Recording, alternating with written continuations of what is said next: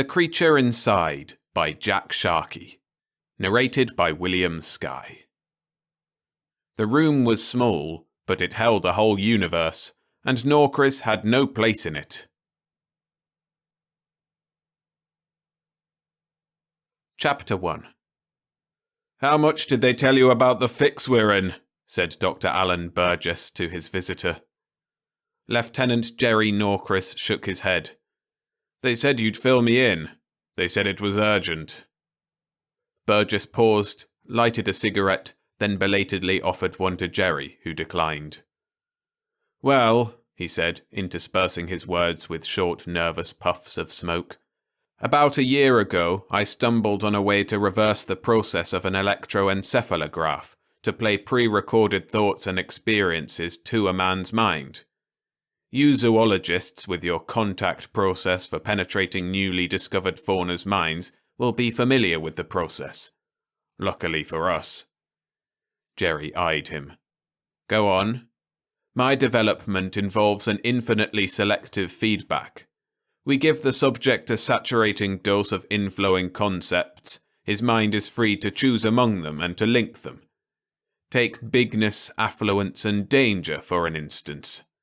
The subject puts them together and fleshes them out. He could experience a large, expensive fission bomb falling onto him, or he could be sacrificed to an immense golden idol, or anything that his inner mind chose." "I begin to understand," said Jerry. "The overlay influences all the senses. The subject thinks he's really undergoing whatever he conjures up, and you use it for therapy, letting him work off his aggressions and frustrations in what seems to him an actual universe." "Correct, except for the tense," said Alan Burgess. "I was doing that until Monday of this week." He leaned forward across the desk. "We screen the subjects carefully because certain psychoses could be disastrous to the subject in my device. Paranoia, for instance. The man would be amid unutterable horrors with danger on every side. He'd emerge a gibbering idiot if he didn't die of heart failure first." "Emerge?" asked Jerry, frowning. "I'd assumed you used a helmet, such as we do in contact." Burgess sighed. "Unfortunately, I am paying the penalty of lone wolf experimentation. I wish I'd had the sense to route the input to the brain through a helmet, but I didn't. Instead, I installed the person in an observation room. The influencing factor was nutrition. Intravenous feedings wouldn't have served the purpose of the observer. Sometimes the subject's choice of foodstuffs is significant. He had to be let move about, his mind in a make-believe world, but his body actually moving about a room we could see into. So, I had an atomic duplicator installed. The hospital got one last year for making radium, turning cancerous growths into normal flesh, regrowing bone and the like. Should the subject then grow hungry, the duplicator would be triggered by his conviction of eating. In his mind, he might be hanging from a branch by his tail, for instance. The duplicator's production of bananas, coconuts, or whatever would give us a further clue to his state of mind. You see?" "So far sound enough, Dr. Burgess," said Jerry. "So what went wrong?" "I assume something did, or I wouldn't be here." "We made a terrible error. We tried observing a man named Anthony Mawson in our gadget. I'd diagnosed his case as simple inferiority complex. My fault. Wrong diagnosis. Mawson has megalomania, a gorgeous case of it. Of course, he's not the first such case to fool psychiatrists. You see, his outward shyness, soft-spoken voice, and general gawkishness is due to feeling superior to others, not the reverse. He feels smarter, stronger, braver, etc. than everybody else in creation, but he also feels that nobody knows it but himself. Hence his indrawing, his brooding, taciturn gentility." Jerry Norcris prodded. "What happened with Mawson when you put him in your machine?" "I don't know," said Burgess. "No one's been able to see into the machine since he entered it on Monday." "He couldn't have escaped?" "No, I wish he had. Anthony Mawson is still in that room in his own private universe, and we can't get him out of it. We've tried cutting power to the machine. The opacity inside the room remains. We sent 2 men in after him. They never came out." "How could he possibly?" asked Jerry. Burgess shook his head. "We can only guess. Our theory is that he's used the duplicator to make the entire room self-sustaining. Normally we could wait till he runs out of material to feed the duplicator, but we can't wait on the lives of those 2 men, nor can we chance his expanding his universe." Norcris frowned. "Expanding it?" Burgess nodded. "By perhaps feeding the duplicator with the room itself. With a pickaxe he can start hewing down the very walls, or even have the duplicator build a robot that will take care of its need for material to build with. Against this development, we have surrounded the room completely with a force shield, limiting his outward progress to 2 feet of concrete in any direction. But the room is approximately 30 feet square and 20 feet high. With all that mass, he could exist in there for years." "And my job is to get him out," said Jerry. "Yes. The government feels that a contact specialist's the only kind of man to send into this madman's world. You men are used to extrasomatic experiences, and you have learned to live with danger without losing your heads." "Well," said Jerry, getting up, "I guess that sums up the situation sufficiently." Burgess nodded sadly. "Any further briefing is useless. Impossible, really. I've told you the situation, and you can certainly imagine the danger. But as for the solution, well, you'll just have to feel your way and do whatever you think best." Jerry paused beside Burgess at the door to the hall. "One thing, though, Doctor. When I get into the influence of the machine, what kind of universe will I be in? Mine or Mawson's?" "I can only theorize on that," said Burgess. "My guess would be that you'll find both in there, one vying for supremacy over the other. This fight won't be man to man. It will be universe against universe." Chapter 2. There had been no sensation at all as Jerry stepped through the flat sheet of greyness in the doorway. No more physical awareness than a blind man might feel when passing through the beam of a powerful light. Perhaps there was a slight sensation of the mere presence of the energies that kept the opacity in existence, but that sensation, Jerry knew, was psychological, not actual. Although, he realized as his world became an infinity of opalescent grey, in this place a psychological awareness will be no different from a genuine physical sensation. Better be careful what I think about in this psychokinetic fog. The thought was barely formulated when the greyness changed. It became moist against his flesh and started swirling in tendrils about him. "Damn it, be careful," he belatedly cautioned his mind. "Now the stuff is fog." Ahead of him in the swirling mist, a brighter-than-grey glow led his footsteps forward. He found himself standing beneath an overhanging marquee.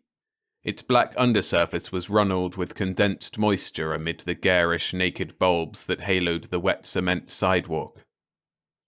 A red-coated doorman, resplendent behind rows of bright brassy buttons, gave him a smile as he pulled open the door that led to the club. Jerry nodded and went inside. Thick crimson carpet cushioned his footfalls as he moved cautiously through an empty lobby, then down a white marble staircase toward the ballroom. Dimly he was aware that the band at the far end of the mammoth room was playing music. What song he didn't know until a chance chording reminded him of a popular song of the day, at which point that suddenly was the tune.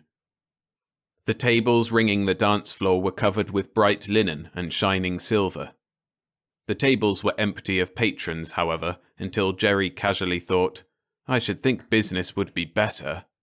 Suddenly a horde of laughing couples appeared in the chairs, with hurrying waiters bringing champagne, trays, and menus to their guests. The men wore tuxedos, the women were in evening dress. He looked suddenly at himself and saw that his uniform was now the official dress uniform of the Space Corps. Before he could conquer it, his mind voiced a quick wish that he shouldn't be dining alone, and then a girl was rising from her place at a table beside the dance floor, hurrying to greet him, hands outstretched. Her fingers were small and strong and warm. She smiled up at him. "Jerry, darling." Despite her being only arm's length from him, he could not see her well at all. His impression was merely one of youth, loveliness, and girlness. But then, as he tried to ascertain precisely what she looked like, hidden corners of his mind began to supply each detail an instant before his conscious quest for it, and Jerry, in a few moments, was suddenly staggered with delighted shock. Very few men are privileged to find a girl who lives up to all their dreams of perfection in a woman. Hair as soft as cobweb, as fluffy as dancing clouds, as golden as flowing honey, cascaded down about a slender alabaster throat and died in golden ripples on smooth white shoulders. Eyes the rich brown of raw chocolate gazed serenely at him from under red gold brows and jet lashes, their patrician serenity permeated with a touch of twinkling impishness. Her lips were soft and not unlike berry-stained velvet, sweet and warm and tempting, her mouth generous and tilted at the corners into a smile of greeting, obviously the result of her subduing a frank laugh of joy at seeing him. Geometrically perfect teeth flashed white as porcelain between her lips. Her gown was a shimmering midnight blue, highlighted with random sprinkles of brightly coruscating gems. Even as his lips parted to ask her name, Jerry knew it and spoke it softly. "Carol." "Listen," she said softly, tilting her head toward where the band had begun a new song. Swift, urgent, and rapturous, it floated through the room, surrounded the two of them, took possession of them. Then Carol was in his arms, and Jerry was dancing out onto the floor with her.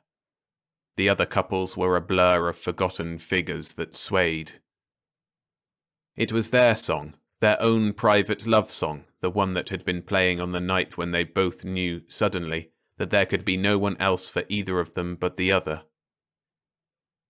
As they returned to their table, Jerry realized that Carol was now garbed in a white peasant blouse and bright flowered flaring skirt, and that her hair was drawn back at the temples to expose her ears, now adorned with golden hoops. The table was in a lattice-backed booth covered with a red and white checkered cloth. The inner surface of the table held salt, pepper, grated cheese and breadsticks, matching cruets of pale olive oil and dark vinegar. The band was now a 5-man gypsy ensemble. "Remember the first time we came here, Jerry?" asked Carol, her eyes at once upon his face and distant, dreamy. As she smiled, Jerry noticed with dull horror that one of her eyes was perceptibly lower than the other. The teeth she flashed his way were mottled with brown stains. She took hold of his fingers with her own. "Carol," he said shakily, staring at the knuckly red raw hands that clutched at his. "What's happening?" "Happening?" she said, her voice a raucous croak of amusement. "Nothing's happening. In fact, you're probably one of the dullest guys I ever got stuck with." She tossed her head petulantly. Coarse, straw-coloured hair flipped away from her thick neck. Her breath was sour with wine and miasmic with garlic. "Carol!" he cried. "Don't whine!" she snapped viciously. "I hate a guy who whines." With that, she shoved out of the booth and waddled toward the rear of the coffee house, one hand scratching at a bulge of flesh that overhung the too-tight girdle. Her black leotards were twisted and dull as she passed the flashing rainbow lights of the brassy jukebox. Jerry shoved away from the table, overturning his coffee in its cracked china cup, and he wove his way through the reek and smoke toward the door through which she'd vanished. When he got there, the door was a peeling poster on a bare brick wall, advertising some long-forgotten show. His fingers scrabbled on rough mortar for a moment. Then he turned and paced back to his cot, where he flopped on his back in the long shadows of the bars. "No, Chris," said the guard coming into the cell. "This is it." The brass uniform buttons flashed brightly. Strong hands were lifting him from the cot, dragging him down a long corridor toward a steel door. As they got there, the door opened wide, and Jerry saw the gaping maw of hungry steel gears, while behind him a man's voice droned prayers. Then, before the guard could shove Jerry forward into that waiting mechanical mouth, Jerry noticed the odd shimmer of greyness that lay between himself and the waiting teeth, and he remembered that he was in a world of illusion. At precisely that moment, he knew beyond a doubt that those waiting jaws were illusion in form only. An atomic duplicator does not have to chew its intake. It merely dissolves the atomic bonds with the rays that flash between its power plates on either side of the disruption platform. The waiting mouth and teeth were mere symbols in Jerry's mind of what was about to occur. They were unreal, but they could be fatal. He shut his eyes, shoved backward with his feet, and thought of Carol as he'd first glimpsed her. When he opened his eyes once more, she was standing before him in her ballroom gown again, and the band was just beginning to play their song once more. "Jerry," she said, taking his arm, "dance with me." "No, we're in danger here. Come on, I'll get your coat. We've got to go away quickly." A spark of alarm showed briefly in her eyes. Then she nodded wordlessly and hurried up the marble staircase with him to the lobby. Jerry got her coat from the check room, a marvellous silvery fur that covered her from neck to waist, and then they were heading out into the fog together. "Good evening to you, sir," said the doorman, eyes and buttons bright. Jerry grunted and led Carol off down the street into the fog. "Where are we going?" she asked, breathlessly trying to keep pace. "Away, I hope," he said. Even their movement from the ballroom could be sheer illusion. Jerry tried moving from the club entrance in the exact reverse of the motion in which he'd first approached it, trying to achieve the real doorway that led from the experimental room into the antiseptic hospital corridor where Burgess waited. But the fog continued to be fog. It would not take on the form of that intangible grey shimmering that guarded the entrance to Anthony Mawson's megalomaniac universe. "If only I could see where—" he began. Then every tendril of fog was gone. Before him lay the cold blackness of outer space, pinpointed with hard, unwinking stars. Jerry recoiled from the viewplate, shaken, and turned around to see Carol. Her eyes were wide and startled as she glanced about at the metal confines of the control cabin. Jerry had just time enough to think how incongruous she looked in her fur jacket and long blue back gown, and then she was clothed in the neat grey uniform of the Wasp, trim short-sleeved shirt and sharply creased shorts. "Jerry," said Carol. She slipped her arm through his, staring at the infinite stars in the viewplate. "What are we running from?" He tried to think, but could not remember.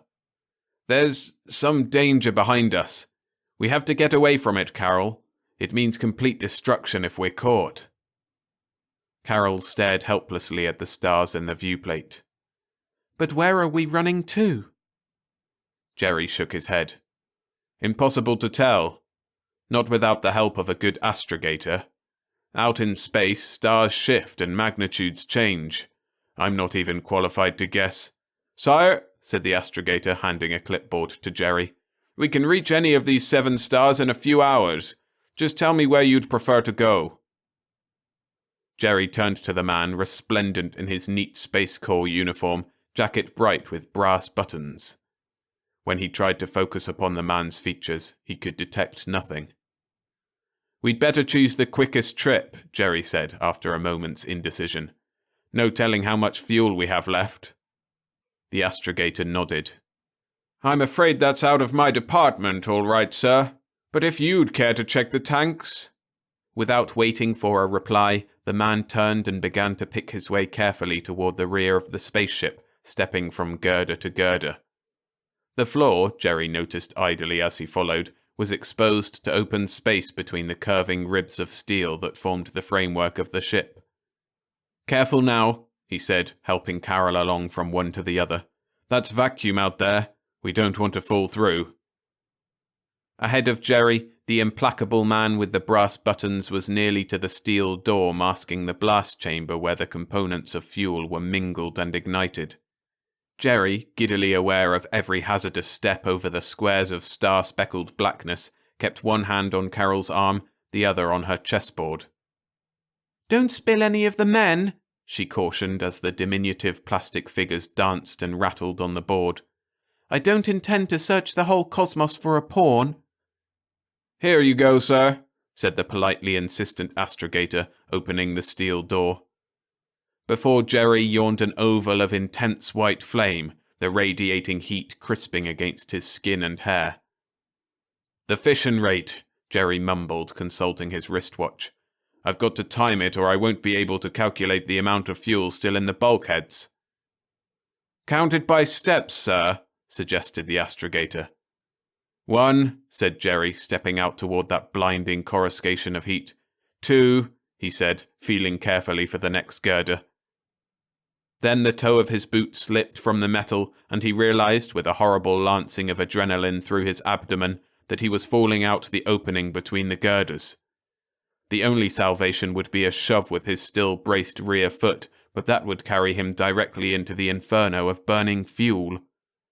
An eternity of falling through icy vacuum against an instant of intolerable searing pain.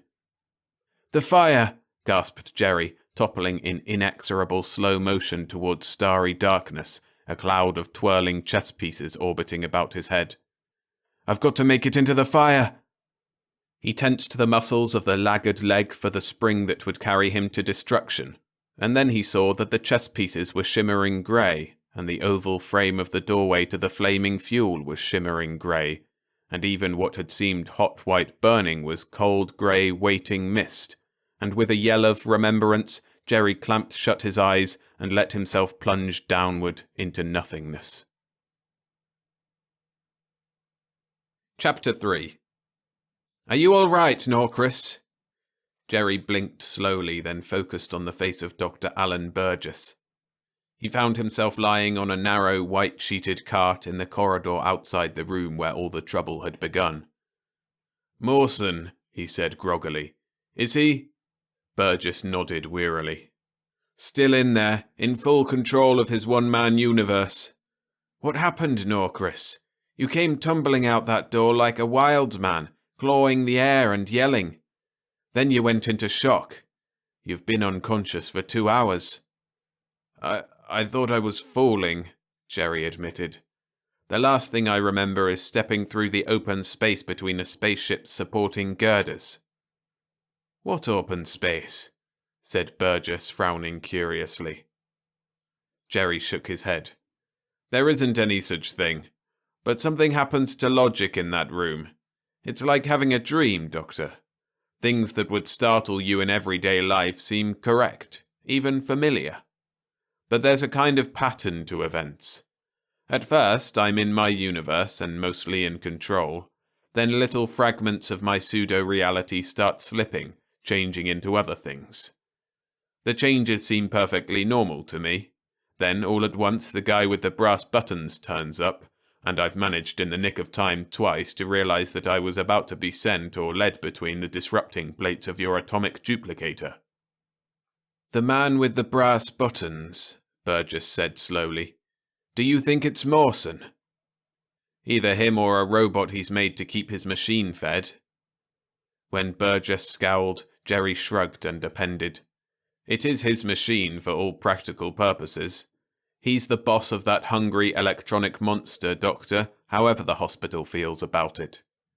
"This Carol, is she a real woman or a figment of your imagination, wishful thinking?" "She's real enough," Jerry sighed. "She's the personal secretary of the entire space zoology program. I take her out sometimes. There's nothing special between us." "But you wish there were," said Burgess. Jerry stared at him. "What makes you think that?" Burgess tilted his head toward the room where Mawson still maintained control. "Your vision's in there. You must think a lot of her. You can kid yourself consciously, but nearly all you underwent in there came straight from your subconscious. And a subconscious just doesn't know how to lie. Jerry changed the subject. What's our next move? How soon can I go back after Mawson? You can't. Mawson's knowledge of this Carol can easily be turned to your disadvantage. He can use her to lead you to dissolution in there. No, it's much too risky. You're lucky you got out when you did. But what about Mawson then? Burgess tried to look confident. He failed. We can ring up your headquarters and ask for another man. Or, if worse comes to worse, we can partition off this part of the hospital and just sit it out until Mawson runs out of atomic building blocks. Which may take years, Jerry reminded him. Burgess turned his palms upward. What else can we do? Send me again, said Jerry. I know the score pretty well now. I know what to watch out for. I'm sure that with one more try I can get Mawson out of there. Sorry, Burgess said, shaking his head. As a medical man, I cannot permit it. You've had a bad shock.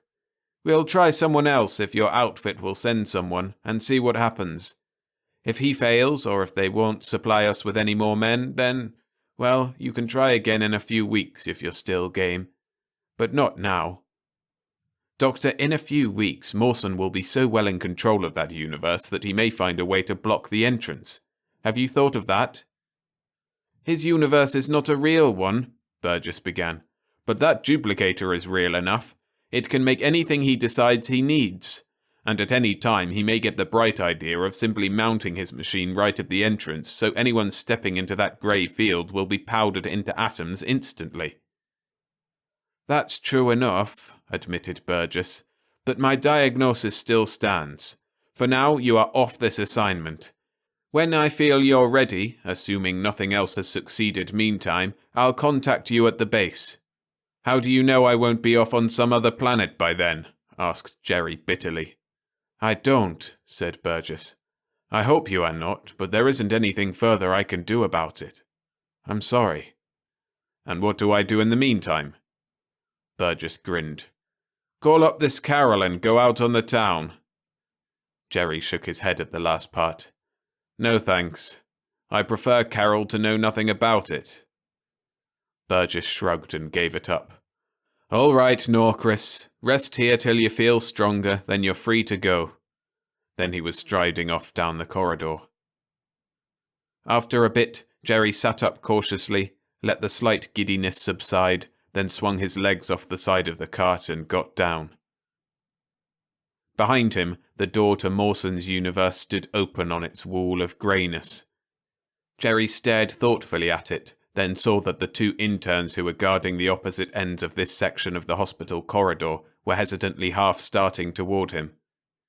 Jerry knew he could be through that doorway and into the greyness before they got within 10 feet of him. Chapter 4. Then his shoulders slumped, and he turned and walked toward the elevators. Burgess was right. He felt worn out and uninclined to make grandstand plays. Besides, he thought, thumbing the elevator button, it would be nice to see the real Carol again after her nebulous pseudo-self. He wanted very much to put his arms around a girl who wouldn't suddenly turn into something horrible in his embrace. The steel doors slid open before him, and the elevator boy leaned out to check the corridor for other passengers. Down, he said. Jerry nodded and started into the elevator. Then he hesitated and looked back toward the room where Mawson reigned supreme, then back at the elevator boy. Say, he said uncertainly, that's a strange outfit for an elevator attendant in a hospital. I'd have expected an orderly in an all-white get-up. The boy glanced down at his uniform, the bright blue pants, shined black shoes, and scarlet jacket bright with twin rows of brass buttons.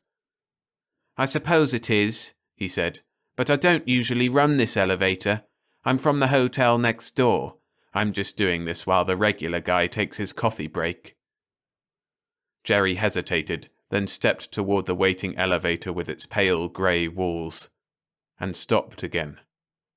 His hand went to his forehead bewilderedly. There's something, he said. Then Carol was beside him, slipping her arm through his. Come on, Jerry, she said urgently. We'll be late for our date. Jerry looked at her, then at the hotel corridor behind her, then again at the waiting elevator. "I have the oddest feeling something's wrong," he said. I don't remember coming over here for you." "You didn't," she said promptly. "I came for you, Jerry. This is your hotel, remember? Dr. Burgess said you'd had a bad shock, but I didn't know how bad till now." "Shock?" said Jerry. "What shock? What was bothering me?" Carol smiled tightly. Nothing at all. Come on, Jerry, darling." Again she drew him toward the elevator. "If I could only remember," he said uneasily, on the brink of that open cube of bright greyness. Then his eyes focused upon the brass buttons fronting the boy's jacket, and at his own shadow as it passed across those glowing hemispheres. As the shadow crossed a button, the colour would die and the button would be dull crystal, and then glow bright and brassy again when the shadow had passed. "Photoelectric cells," said Jerry. "Light-sensitive cells. Those aren't buttons, they're eyes. Multiple robot eyes." He staggered away from the boy. Carol stopped him. The elevator boy, suddenly half again Jerry's height, was towering over him, long steel arms extending like hooked telescopes toward him. "Get in, Jerry, get in!" cried Carol, struggling to push him forward toward those invincible metal clamps. In a fury of fear, Jerry fought her, grappled with her, twisted to avoid those extending robot hands that would drag him to destruction. And suddenly Carol was screaming his name, and her eyes were pools of terror and betrayal, and the leaping metal fingers had buried themselves in the soft flesh of her shoulders and dragged her back into greyness. Incredible energies came alive about her, and then there was only a shimmer of dusty, crystalline winds, and she was gone. Jerry found himself standing before the still, warm plates of the atomic duplicator in the room where Mawson had had his short-lived universe. Beside the machine, a squat cubic box dangled limp steel arms, its rows of photoelectric cells losing their golden glow. And then, as Burgess came hurrying in through the door, he toppled over in a dead faint. "So there is no such person as Carol," said Burgess, standing at the foot of the hospital bed. "She was only the figment of your imagination?" "Yes," said Jerry dully. "And all along it was Mawson I was really with. He was clever, all right. She was certainly the last occupant of that crazy place I was likely to attack. If he had not tried attacking me himself, I might be atom dust by now. A little longer, and he, might have talked me into that elevator." "Well," said Burgess, "I'm sorry this thing ended with Mawson's dissolution, but that can't be helped. You did your job well, Lieutenant." "Thanks," said Jerry expressionlessly. "To come so near death so many times," Burgess shuddered. "You have a remarkable constitution not to have cracked under such a strain. Lieutenant, you're a lucky man." And Jerry, his mind still filled with a vision of golden hair, soft brown eyes, and warm, eager lips, could only echo wearily, "Very lucky."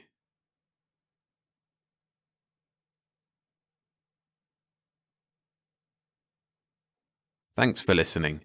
If you enjoyed this story, hit the like button to support the channel and subscribe for more every Monday and Friday. And if you'd like to get some exclusive novelettes every month and 6-month early access to full novels that I narrate, consider signing up to my Patreon at patreon.com/storiesfromthesky_SFF. For another story like this one, I recommend No Substitutions by Jim Harmon. A link to my narration of that story is on screen now.